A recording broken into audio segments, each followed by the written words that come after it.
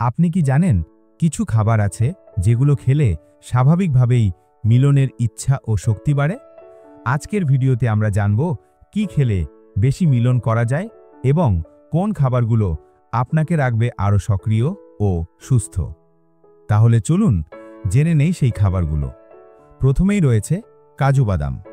কাজু বাদামে প্রচুর পরিমাণে জিঙ্ক ও ভিটামিন থাকে। এগুলো পুরুষদের টেস্টোস্টেরন হরমোন বাড়াতে সাহায্য করে। কাজু ও কাঠবাদাম নিয়মিত খেলে মিলনের ইচ্ছা ও শক্তি বাড়ে। দ্বিতীয়ত, ডার্ক চকলেট। ডার্ক চকলেটে থাকে সেরোটোনিন ও ডোপামিন বাড়ানোর ক্ষমতা, যা মেজাজ ভালো করে এবং রোমান্টিক মেজাজ তৈরি করে। তৃতীয়ত, ডিম। ডিমে আছে প্রোটিন ও ভিটামিন বি গ্রুপ, যা শরীরকে শক্তি যোগায়। সকালে বা রাতে ডিম খেলে সহজেই ক্লান্তি কমে যায় এবং মিলনের ইচ্ছা বাড়ে। চতুর্থত, মাছ।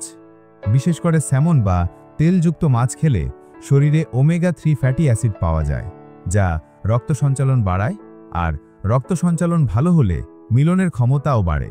পঞ্চমত, তরমুজ। অনেকে বলেন তরমুজ হলো প্রাকৃতিক ভায়াগ্রা। এতে সিট্রুলিন নামে একটি উপাদান থাকে, যা রক্তনালী প্রসারিত করে এবং মিলনে সাহায্য করে। ষষ্ঠত, কলা।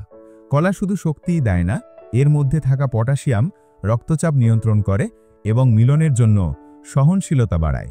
সপ্তমত, সবুজ শাকসবজি। পালং শাক বা অন্যান্য সবুজ শাক খেলে শরীরে ম্যাগনেসিয়াম ও আয়রন বাড়ে, যা হরমোন নিয়ন্ত্রণে সাহায্য করে।